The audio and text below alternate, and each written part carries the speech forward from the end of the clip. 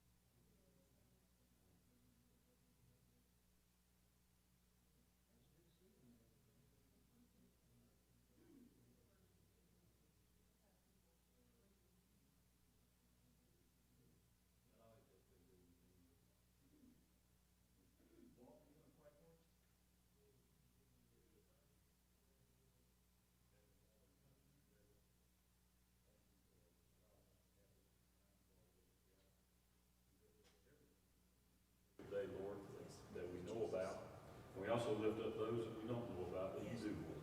We ask that your will be done on all of them. Thank you for this day. I ask you to please stand behind our preacher and Brother Gerald today, and just be with them. Let them pile behind the cross, Lord, and let them tell us what we need to hear and not what we don't need to hear. In your precious holy name we pray. Amen. It's good to see Brother Gerald now with the radio. We've only got maybe 1 or 2 Sundays left for this. What is that? We've got over $500, so, What is it? if anybody's got any youth money. Oh, youth money, okay. So what, youth money? Thing we take every week? Yes. Okay, good. Sorry.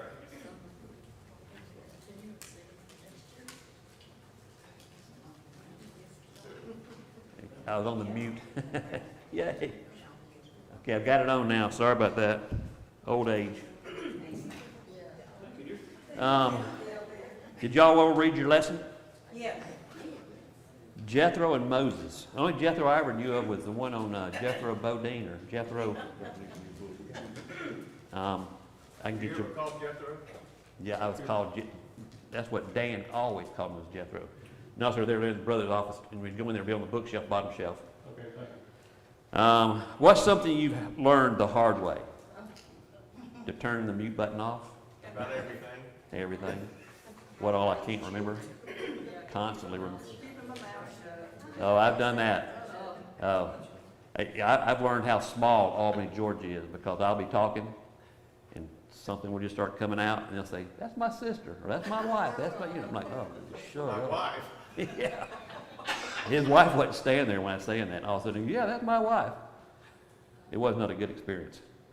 So yeah, you just learn. I'm constantly telling myself, keep your mouth shut. It's hard. Ask my wife; she'll tell you.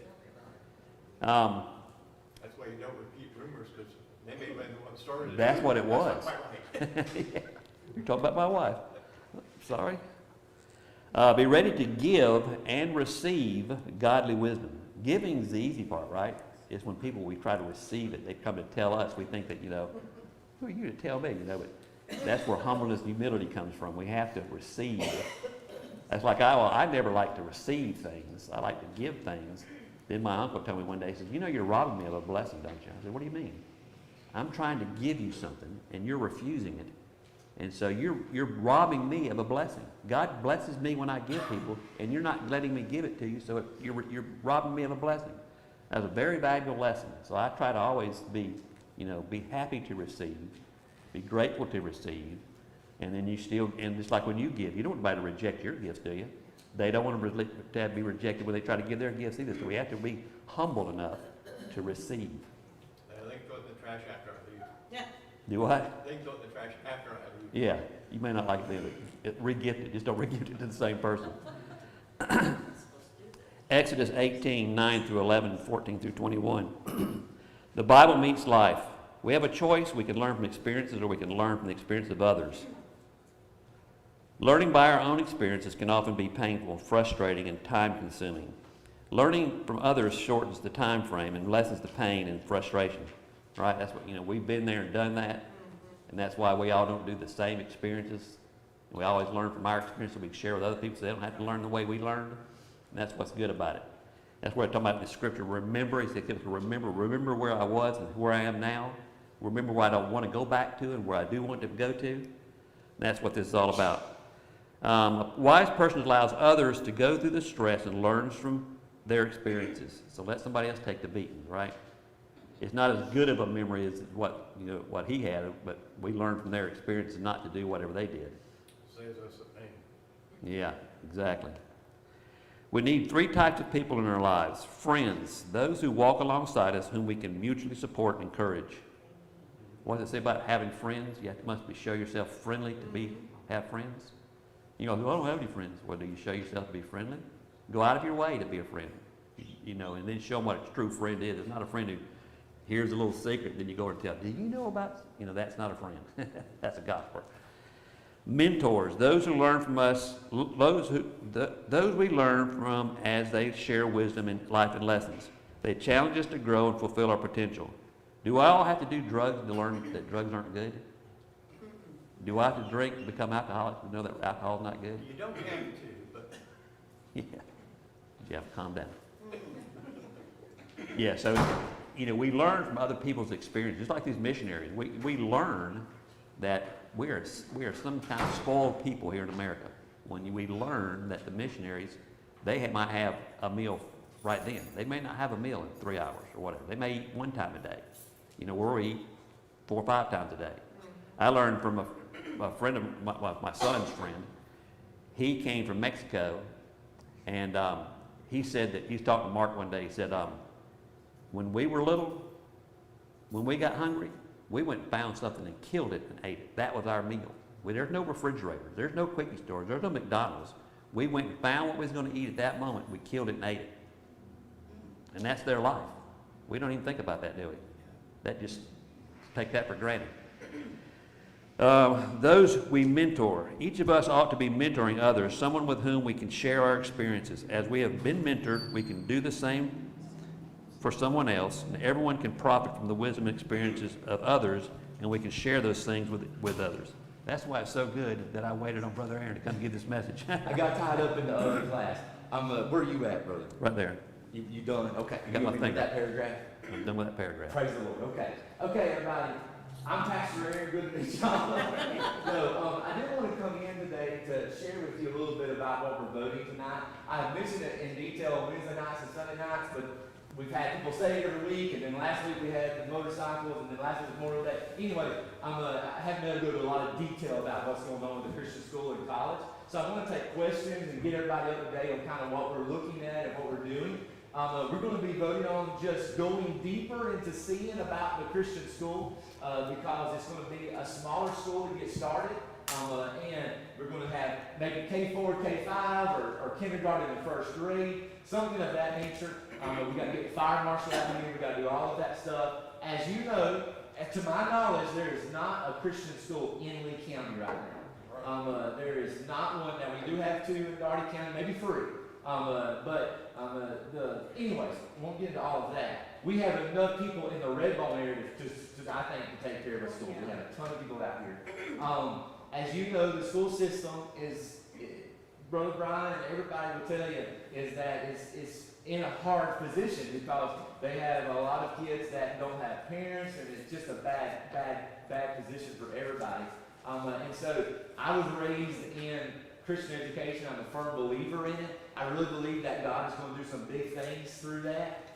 So here in Lee County, that's what we're wanting to do. I'm going to take questions on that because I know everybody probably has questions. Number 2 is the Bible college. The Bible college is going to be a 1 night a week thing. You'll have 4 quarters, 2 semesters, and each night is going to be $50 per person per month.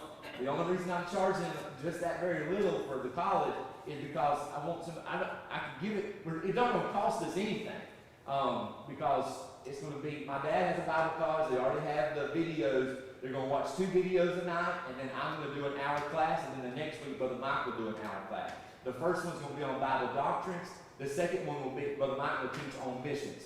So that's going to be all well and great, but anybody can set in on that class. You can get a Bible certificate. Of course, it won't be accredited, but it will be a Bible certificate through our church. You'll be able to graduate, all that stuff. So here's my goal is we have got to start training the younger generation from the youngest all the way to the oldest because, as you know, think about this. In our area, I think there's 8 Baptist churches that don't have a pastor. 6 or 7 or 8, somewhere around in there. I know several churches that if they don't get a pastor, they're probably going to shut down. They're only running 10 or 12 people. The people that they are getting are people that have already shut churches down, and they have nowhere else to go. I mean, when I was young, it was no problem finding a youth pastor. It was no problem finding a pastor. There was people everywhere, but people are not getting trained. They're not getting called.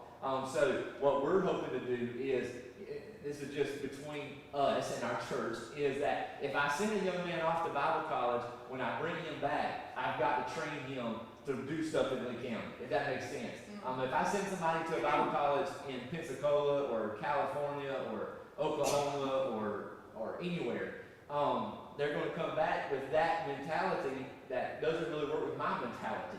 So I have to say, okay, I'm going to get you back on track. Now, a lot of times they come back from Bible college thinking they know more than the pastor because they went and got school.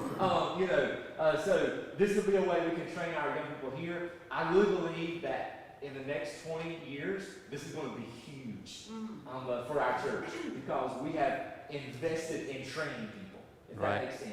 Because you think about it, right now, not picking on our young adults class, but a lot of them were not raised in church. Some of them were, but the ones that were not, if I told them, hey, go teach a lesson on Daniel and the lion's den, they would really not be ready for that because they're not really immersed in the story.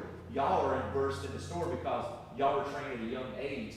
The generation coming up is not being trained like that. Think about it like this. Y'all went to church, revival, every time the doors were open. Now your kids, maybe you're not as involved in church as they used to be, and then now your grandkids, and then their great-grandkids, they're going to say, what is church? That's the honest truth. And so we've got to start from the youngest coming up. That way we can invest in them. But we need y'all's help to do that. So you have any questions about the school or the college? I know I went into that like super fast. Where would it be, brother? The school or the college? The school. The school. So we will probably, if the fire marshal allows us, to use these two back rooms back here. The one that's bigger and the other one that's bigger right here, we have a K-5 or a first grade or K-4 in kindergarten in those two classes.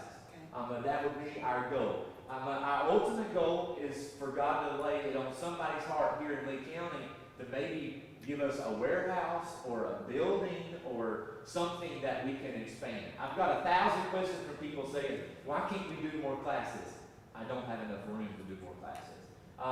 It's going to be from, you imagine I can't have, number one is, I can't have enough room. Number two is, I don't want to buy it more often than I can chew for our first year. We'll grow it as we continue to go. Yes, Lieutenant? So you're going to add a grade every year? That's our plan. That's our plan if we can. Yes. Yeah, good. Most definitely. Most definitely. Anybody? Questions?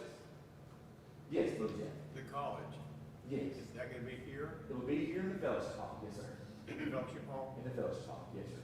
That will be basically a lot simpler because, like the ladies will have, the guys, if we have any ladies and guys, the guys will have one class by themselves, and the ladies will have one class by themselves. And then we'll come together and the other classes will be together because the ladies are going to learn, let's just say, women of the Bible, while the guys are learning men of the Bible. Just something of that nature, not totally to that. But then we'll come back when I teach an hour class on the Bible doctrines. And then we'll come back and teach, Brother Mike teaches the hour class on missions. It'll be together. So that'll be very simple. And how soon is that starting? That will start this year, 2023, the Bible college will. The school will not start until 2024. What's the cost going to be? For which one? The school? Yeah, so the school, for right now, I am planning on between $300 to $350 per child per month. That is half. I'll just say, I'm not going to say the name, but the two other Christian schools, one of them is $750 a month, and the other one is $675 a month. I don't know anybody in my age bracket that can send two kids to school at $750 a month. There's no way. I can't even send one that's my mortgage payment. You know what I'm saying? And so they do have some scholarships, they do have some things, and we're going to have scholarships. I believe there are going to be people in businesses that would say, hey, I would like to support one kid at $300 a month to help them get a kid that's, or maybe they couldn't afford to come. I really believe that. But I do believe that even though, like for us, I could handle $350 way better than I could handle $750. Amen. And the reason, and I'm not downing them, they have a lot more facility than we do to take care of. They owe on their facilities, I'm sure. We don't owe anything on our facilities as of right now. So, we can, all the school will be doing is paying the teachers and paying to keep it going. The church is not going to be, the church don't cost the church any money, except the school will pay for the teachers. That's pretty much what it's doing. I'm so excited about this though. I mean, do y'all know how big it's going to be for our church to have a school in Lee County? It's going to be huge. It's going to be a huge thing for our church.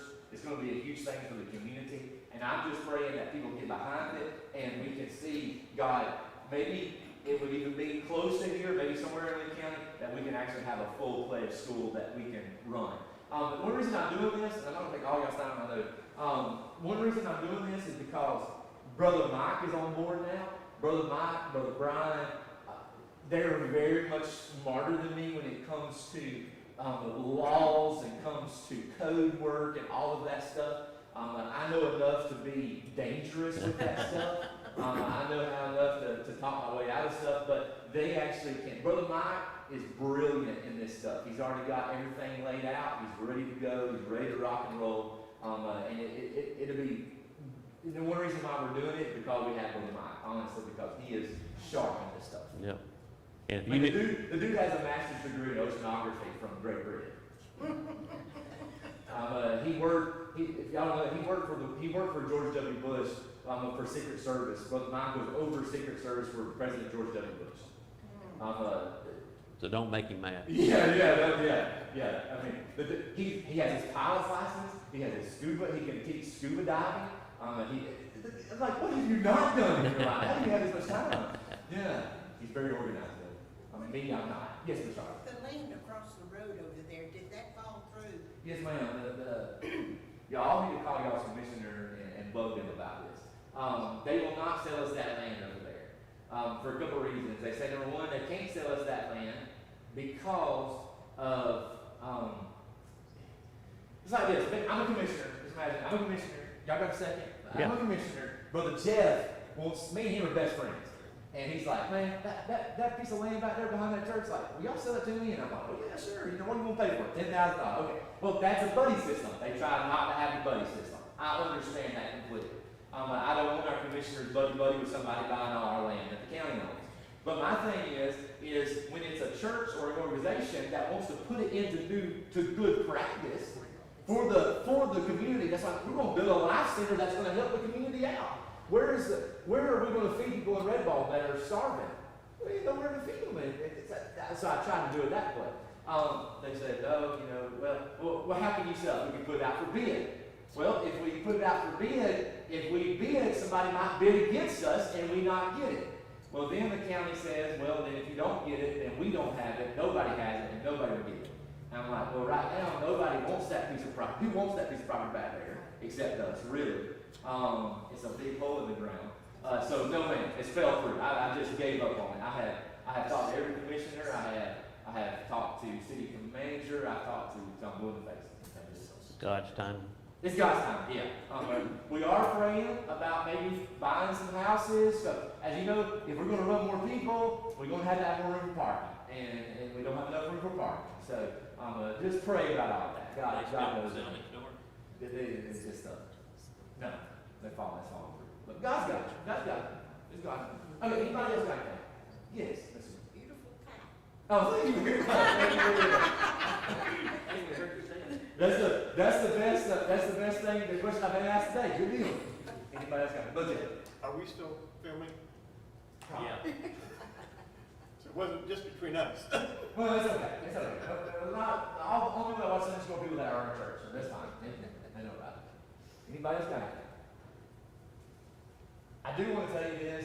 Thank you so much for letting me pastor. I love y'all more than y'all words can say. Honestly, I am definitely not worthy to be your pastor, but I thank you so much for allowing me to be your pastor. And I am so thankful that God allows me to do what I do. And so I really believe that God has placed us all here for a purpose and for a reason. I will say this, my dad has resigned his church. He resigned his church 2 weeks ago. He got voted in yesterday. Not yesterday, what was that? Thursday, got him voted Thursday. He's going to be with Health Ministries now. So he's going with Health Ministries to help Brother Ron and Brother Scotty and all of them. He's a younger guy that's going to kind of help do that. So he's doing that. He's going to have a lot more time to help me with the school. So he's already done that. He's already started Bible college, started school, so that will help us to be able to get going forward on that. Yes. Oh, Jeff, did you raise your hand? Thank you for putting up with us. Oh, no, it's my honor. It's my honor. It's my honor. Okay, love y'all. Okay, love y'all. I don't know if y'all keep up with what all is going on in our schools, but that's enough to make you want to start a Christian school. Amen.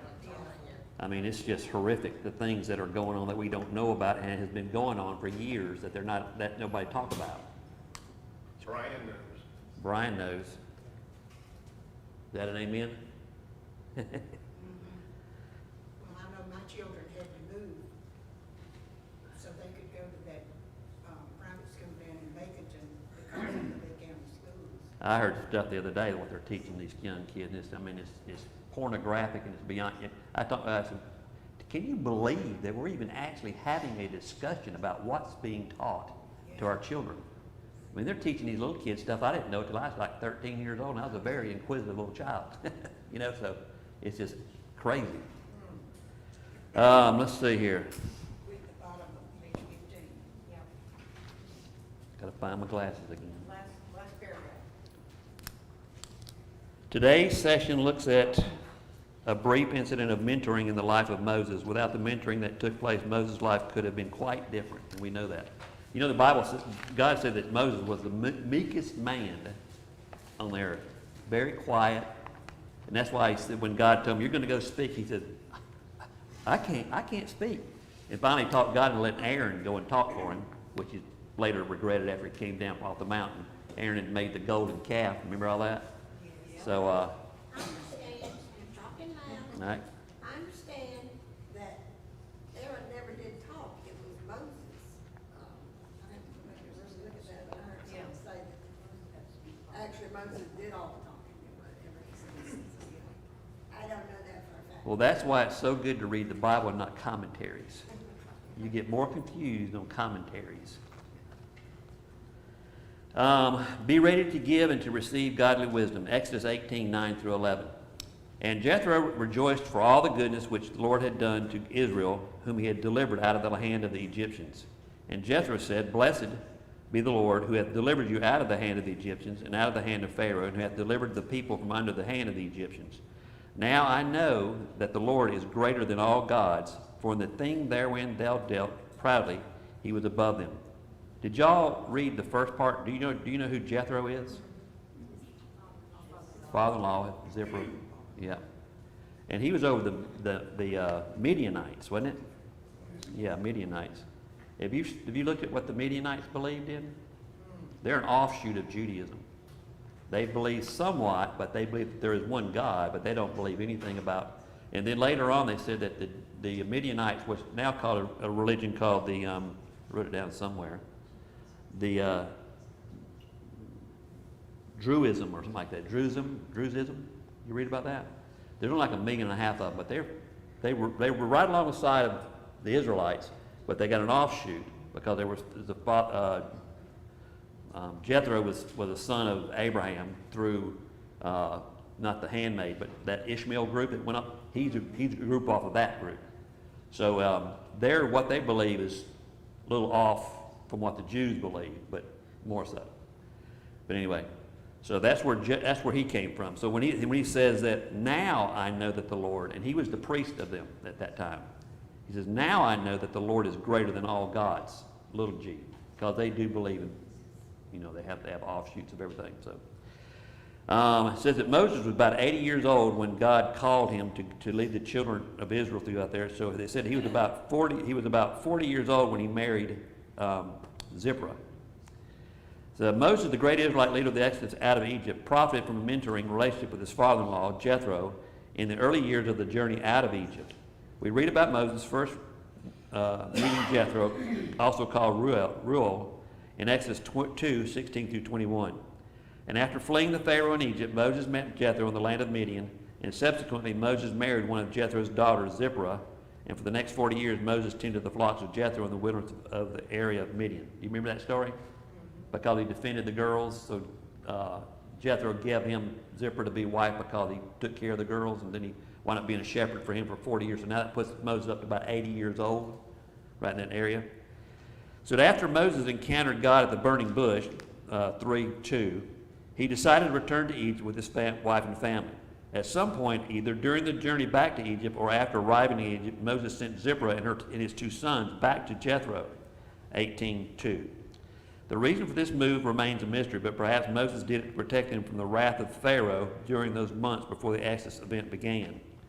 He probably didn't want to be you know, having to worry about a wife and 2 children when he had a million people following that he's having to lead to the wilderness.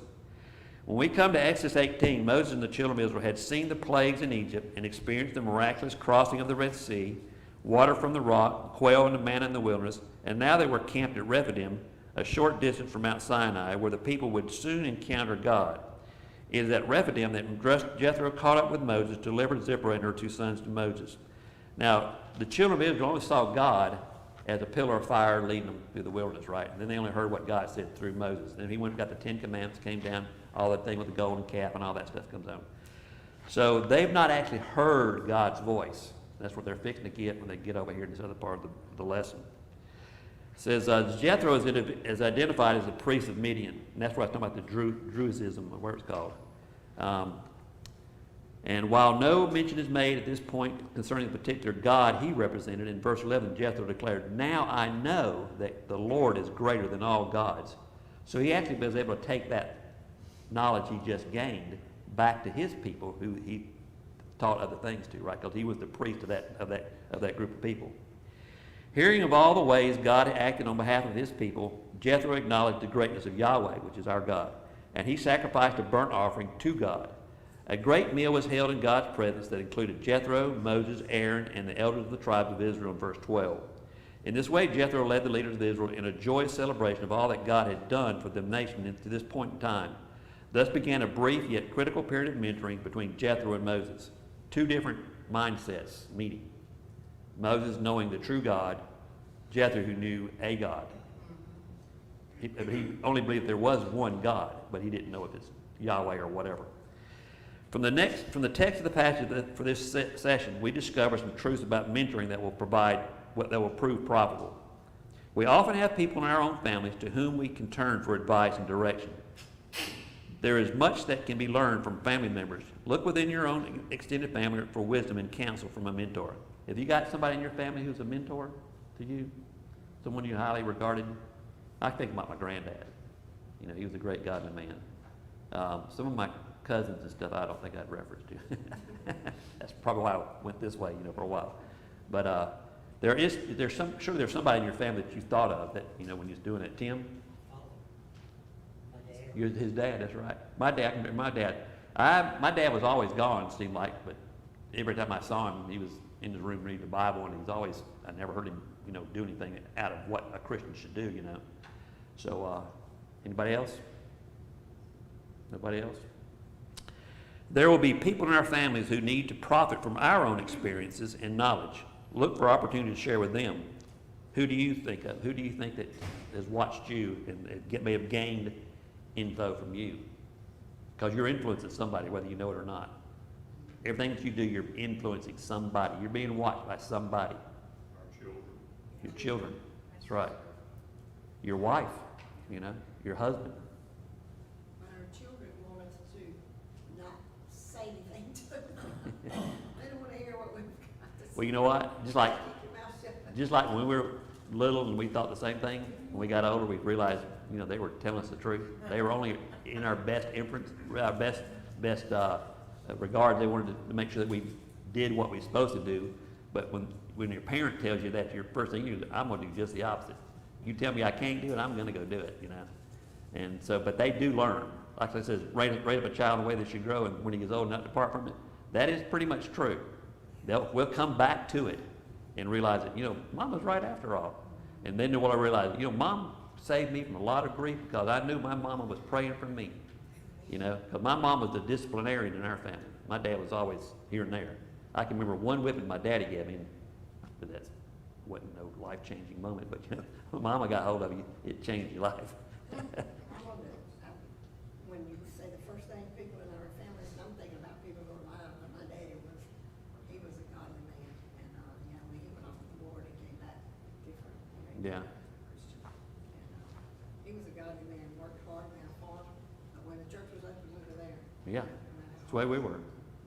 If they even said the church was going to be open, we were there. That's the way it always was. I mean, there was no second thoughts. I think I'm going to lay it. No, you're not. You're going to get in the car and you're going to church. The mentoring relationship between Jethro and Moses wasn't a long one. You and I will have occasions like that as well. short-term situations where guidance is needed.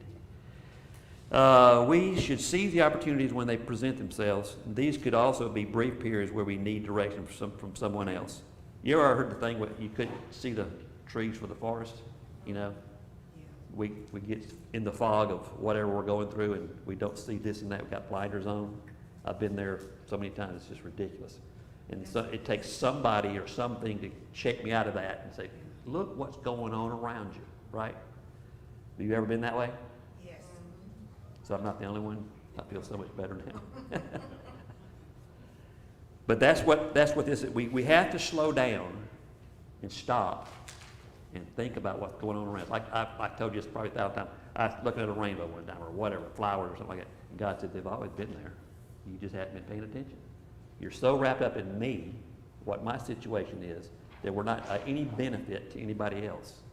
And when we learn that, we can share that with other people. You can see it in their eyes. They're glazed over. They're in that fog. They're not focused on what's around them. They're only focused on what's going on right now. God has got all this. He's using all this to mold us into what we should be. All those things we've gone through that hurt us, broke us, whatever, is all to help somebody else. But we don't realize that while we're going through it. Why me, God? Why me? Well, there's 1,000 other people going through this exact same thing. There's going to be 1 million more people just like you later on going to go through the same thing. And we have to teach you what this is all about. We have to let you go through it so you can experience, so that you can share that with other people. It makes sense now, but back 20 years ago it didn't make a bit of sense, did it? God, I'm doing everything I can, reading my Bible and coming to church and doing this and that. And we didn't, that's as far as we got with it. Why? And the same thing the Jews were saying all the time. Why are you drag us out of Egypt, take us out of bondage, then you put us out here, we have to get prayer, we have to get water from you, we have to get food. You know, we can't do for ourselves, we have to do this and that. Why? Well, they learned, you know. I'm taking you to a promised land where all this stuff is going to be given to you. You don't have to dig the wells, you don't have to plant the garden, you don't have to do this. All the spoils of whatever you gain over, because all that land that they took over was God given to them long before anyway. They're just go back and reclaiming those lands that God had given to Abraham and all the others. So he said, I'm giving you all this stuff, but I got to teach you a lesson till you get to that point. We have to go through that trial to learn what the benefits are. And that's the same thing with us, right? Every day. We're learning every single day to help somebody else. Well, they weren't doing for themselves. In Egypt, they were doing for the Egyptians. Yeah, they were existing, but They wanted to be in charge. But it's kind of like some of the programs going on now. I can stay home and do nothing because the government's taking care of me. And that's why they can't find any help. There's somebody getting a check from somewhere. So why would I need to go to work when I can sit home and get a check and this and that? And I don't need to go do anything. And you talk, everybody I talk to, I see people every day. Can't find no help. Lines you see in stores, restaurants. Please be patient. We are short of staff. We're closing today at 4 because nobody came in to work. You know, that's the mentality now, and that's what the mentality was then. You know, why should I do anything, you know? In all mentoring relationships, we celebrate the good things that are also happening. Begin with positive reinforcement before offering any constructive direction. Now, do you like somebody to come there and just start getting in your case all of a sudden? No? Just like I learned to write letters through the New Testament. You build them up, get them all they're good, sweet, then you tear them down. And then when you close the letter, you build them back up again. Works every time. And that's what it's talking about. I'll tell you, when I worked for the state, the health department, and I had an older lady, and when we rode together, she was always telling me about how I should do things. And I didn't like it. And then I realized after a while, I said, this lady, she got a lot of wisdom. She knows what's going on. Just listen. Yep. Yeah, I realized how much wisdom she had. Yep. And that's what is that? That's not thy will, my will. Remember that? You get into that kind of thing. I know more than you do, but so just shut up, you know. But no, she really does know what she's talking about. She's been doing this for 100 years, right? So she does know a little bit, or she would still be here, unless you're a government worker. I didn't say that. I'm sorry. I'm sorry. During this time, he began to observe some things and that disturbed him greatly. He's talking about Jethro. He was on the outside looking in. Have you ever done that? You see the problem all along, but the people are just going on and on and on. Because like our bosses, when I worked for Moore, I don't know why this and that, so I think we got a better idea, we're going to do this. So when I got my position, I would travel around to different plants, And they said, how do you know all this stuff? I said, I talk to people on the floor. I talk to people running the presses. I said, did you ever run a press? No. Then how are you going to tell him how to run a press when you've never ran a press? You know? How are you going to tell him how to do this when you've never done it? Well, the book is wrong. The book's not wrong, but it gives you basic knowledge. But you get things in life don't happen like the book says. Things out here, they have to be tweaked a little bit, you know? And that's what we tell them. We teach them, you know, the things that the people, I have to ask them, you know, they say you're having a problem with such and such, you know, he wants to do it, and it's not working. He goes, I've been telling them for years to do this and this, so I'm writing it down. So then I go into the meetings and I say, now here's how you fix this problem. Well, how did you know all that stuff? You know, you're so smart. No, I just listen to the people on the floor. They're the ones doing the work every day. They're the ones running across the problems, trying to figure it out outside the box, you know. And that's what we have to realize. When you go in there and start getting on to somebody, wherever that was at in here, but you're not the one with the problem. You're trying to solve a problem because you're looking from a different direction. But like I said, this Jethro, he knew all these things, but Moses was in a new situation. And so he sees from the outside looking in where all his time is being occupied by having to talk to all these people. But we'll probably short term all this just because we've run out of time. But anyway, we know the story. But it says, did I read 14 through 18 yet? Okay. So y'all are looking in, helping me. You didn't read question 2 either. Question 2. Oh, what are some benefits of acknowledging God's work? Thank you, Jeffrey. You're my mentor. Great benefits. It's so easy to forget and take for granted what I wrote down. What are some benefits of acknowledging God's work? It's happening all around us all the time, and we don't acknowledge it because we take it for granted, don't we? We expect it, you know? We expect it to happen. People out there in third world countries, they don't expect anything, but I've got to go I've got to solve this thing, right? Exodus 18:14 through 18. And when Moses' father-in-law saw all that he did to the people, he said, what is this thing that thou doest to the people? Why sittest thou thyself alone, and all the people stand by thee from morning until evening? And Moses said unto his father-in-law, because the people come unto me to inquire of God. When they have a matter, they come unto me, and I judge between one and another, and I do make them know the statutes of God and his laws. And Moses' father-in-law said unto him, the thing that thou doest is not good. Now, how do you think he received that? But him being meek, like he was, not headstrong like they were, he probably accepted it, right? Even though his father-in-law was telling him what to do, you know? You know, everybody's talking, oh, my mother-in-law, they're so bad. But, you know, mother-in-laws do know us a little bit, right? They've been raised the whole family ahead of us, right? It says, thou wilt surely wear away both thou and this people that is with thee. For this thing is too heavy for thee. Thou art not able to perform it thyself alone. Isn't it a hard thing to do, is to accept help? I got this. You know? That's why you just smashed your finger with that wrench or whatever, you know? That's why you lost your temper and got mad and said things and threw things, right? It helps others to help them. Sometimes even when they don't want it. You know, and sometimes you can tell when they don't want to help. So you just back off and then watch them.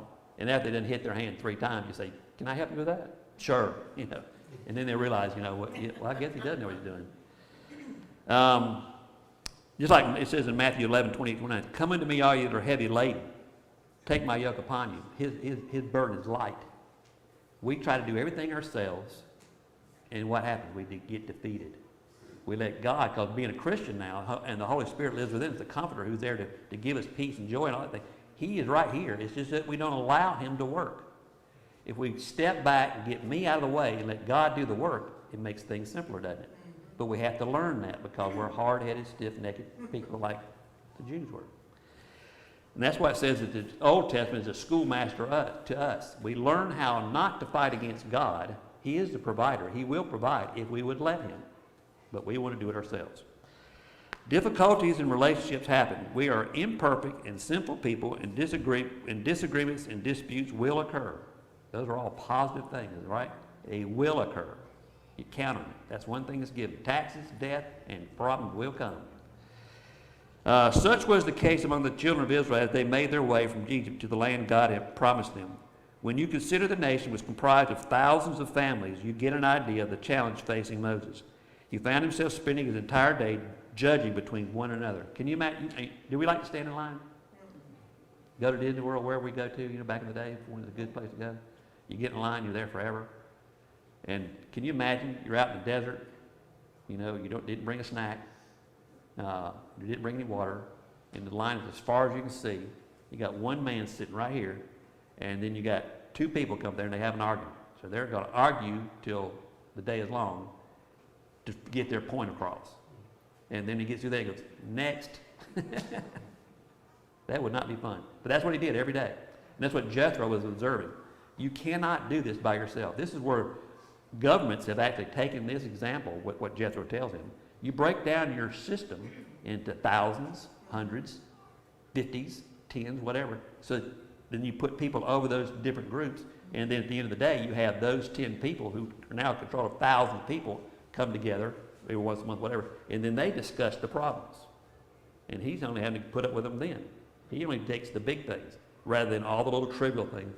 She ate my breakfast this morning, whatever it was, He pulled my hair, He didn't have to put up with all that. He had somebody back down there who take care of the small things. They brought the big things during whatever course of time they had to meet again, and they discussed those things. And he gave them information, and they went back and told it all to people.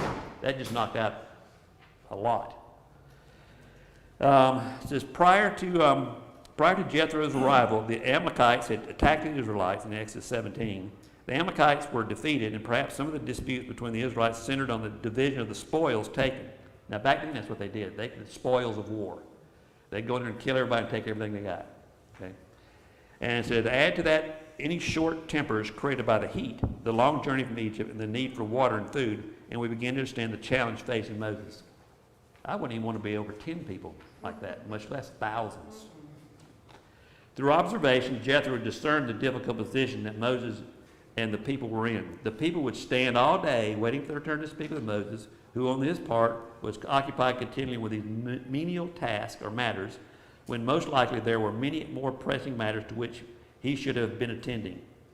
After all, Moses' job was to shape this ragtag mob of former slaves into an organized nation that followed God. Now, they were not a communal group because, in fact, they were slaves having to take whatever that taskmaster was beating them about. So they had to deal with that every day. Now they're all together, and they're having to bring all their worries and things to one man, being Moses. Jethro offered a good approach to mentoring when he turned his observation to questions. What is this thing that thou doest to the people? Why sittest thyself alone, and all the people stand by thee from morning until evening? Now, see, he probably didn't throw that all at one time. He says, what is this thing that thou doest to the people? Stop. Let's answer that question. So they break that down, and once he understood what, sometimes we just throw out a response. Just something throws out. But he had to stop and think about it and said, well, this is this, and this is how we do it, and this is how it's always been done, whatever. And then he says, okay, now we got that. He says, why sittest thyself alone? Why do you do it by yourself? Well, God, I talk to God, God tells me to do this. He goes, well, is it working? No? Okay, let's go to plan B. And all the people stand by thee from morning and evening. Jethro wanted to hear from Moses' lips an explanation for this overwhelming situation.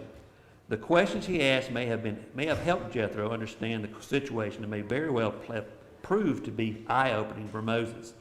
Perhaps Moses had not seen the enormity of the task he had been undertaken. Jethro's inquiry may have proved to Moses the gravity of the situation. This is seen in the words of Jethro. The thing that thou doest is not good. Now, do you think Moses had good intentions?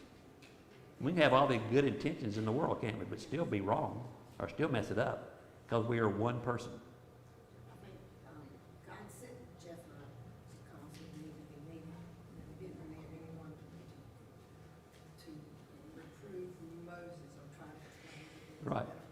And he needed an outside person to do it, didn't he? He must have trusted him all that time that he was there. Well, Jethro is the one who took him in and took care of him for 40 years. So he knew he could trust him. He was a family member. I could trust him. This is the work of anyone serving as a mentor. Through observation and questions, mentors can lead those being helped to come to their own understanding of the situation. Once they reach the point of seeing the problem or challenges, they are ready to further guidance in how to address the situation, but they first must be able to see the problem and articulate it. Have you ever had to do that? You get a problem, You got to stop, go into a room by yourself, take that one problem, break it down, figure out what caused the problem, who it's affecting, and then you figure out how you can get that situation under control and how to fix it so it doesn't happen again. You have to actually stop and do it. Sometimes life throws us things we don't have time to do that, do we? I mean, it's just hit on the run, it's on the run kind of thing. You run by the seat of your pants, basically. But, and that's what he's talking about now. He had to stop and articulate and understand what the problem was. Let's see. Got all that. Good mentoring questions will follow these guidelines. Questions will be open-ended that will lead to more than just why, yes or no. Like the little kid, you tell the kid something, he goes, why? But why? But why? And you don't have time to tell them, so you say, because I told you to. You know, that's basically what the last answer was. But still, you can break it down, you show, you know, if you're riding your bicycle and you see a mailbox in front of you, turn the bicycle. You got to teach Robin that. Because I was teaching her how to ride a bicycle one day, and I'm running behind her, holding her like this, run along, teaching her like this. And I figured she got, so I just stopped. Well, she's going, all of a sudden, she runs into the mailbox. Daddy, you should have turned the wheel. I don't know how to turn the wheel. I forgot that part, okay? So we have to realize that, you know, the things we tell people, the way we do things, somebody's watching us, and they say, well, that's how he did it. That's how he did it, you know? We got to realize we are affecting other people's lives when we do things. They are watching us. So a lot really is on us, but like God says, you can't take all that burden yourself. You know, I pray all the time, Lord, please do not let me mess anybody up, please. If I'm gonna hurt somebody or steer them wrong, please take me out of here. I do not want to, because I can see how I can hurt people, and we all do that. And so I pray it all the time. God, please don't let me. And I'm serious. Please do not let me hurt anybody. Do not let me lead anybody astray. And so far, hopefully, we've been good. But sometimes it makes me realize again, you just said something you probably shouldn't have said, you know? And that's just me. But so you got to pay attention. Questions will move from surface issues to deeper implications.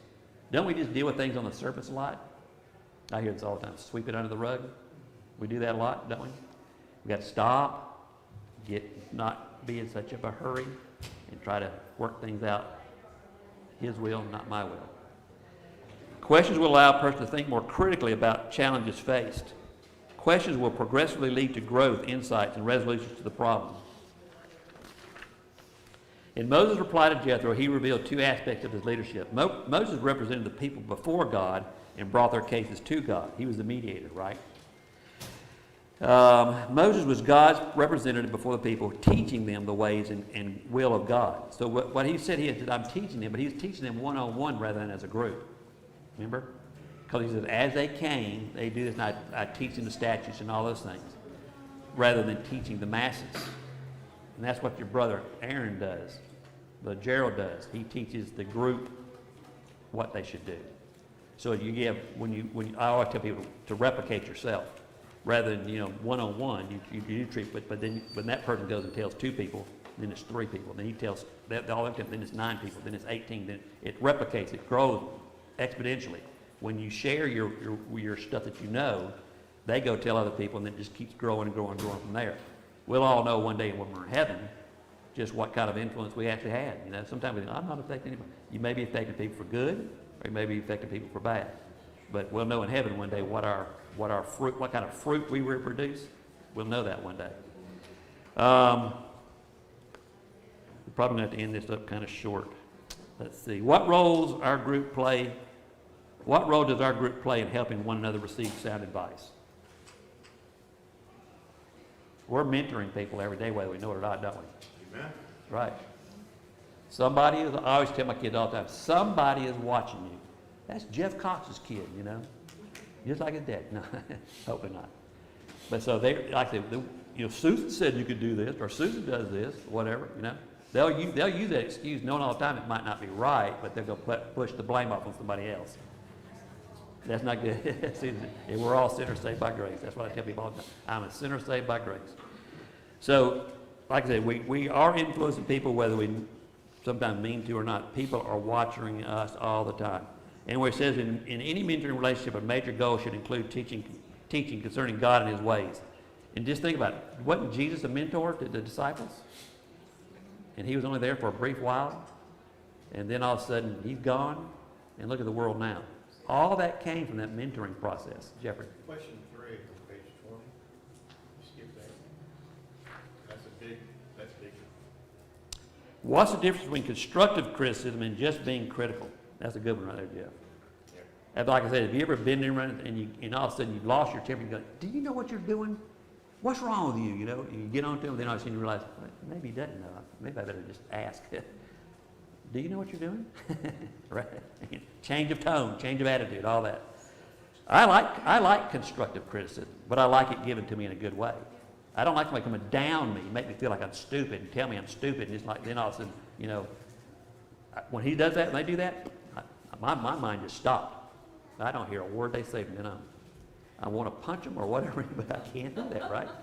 So They're just being critical. they're being critical. They're not giving you There's no constructive criticism about it. Constructive criticism is a good thing, as long as it's given in the right attitude. Amen. Yeah.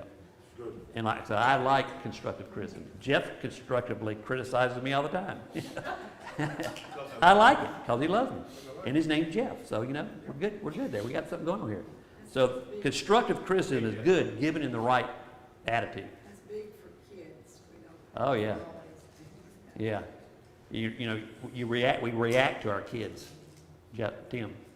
Exactly, it's what about, we have people watching us, as our friends, our church friends, everybody we know. No matter what you do, there's something going on, you have to be very, very careful. And my thing, I don't want to cause somebody else to stumble Yeah. because of my, because they're watching me, and I'm thinking, well, and they see how I react to something. I said, well, look how you react to that. You know? Yeah. And you do it, and I want to be like him, well, I want to, not be like him, but I mean, I want to be like that. That's what a good mentor would do. Yeah, we're either a stepping stone or a stumbling block. That was the whole thing when they went drinking. Am I going to die and go to hell because I drank a beer? No. Am I going to call somebody else to die and go to hell because I'm drinking a beer? Possibly. They see us do it, so we don't become an alcoholic or an addict or whatever. They do it, they become an alcoholic. They start abusing their children, they start beating their wife, they start stealing things, whatever, have a wreck, kill people, all that. And they say, well, Jeff was doing it. Do you ever want that on your? No. So that's why I stopped. God told me one day, he says, the guy's name was Homer. Homer died, still drinking, rode a motorcycle. That guy can honestly say to God, the day I stopped drinking, I was sitting there fishing with Homer, and he handed me a beer, and he said, and I didn't drink because I heard God say, Christians ought not to drink. Done for me, I'm done. Homer wasn't done for Homer because Homer didn't hear that, but he never saw Jeff Cox ever drink another beer again. So stepping stones or stumbling blocks.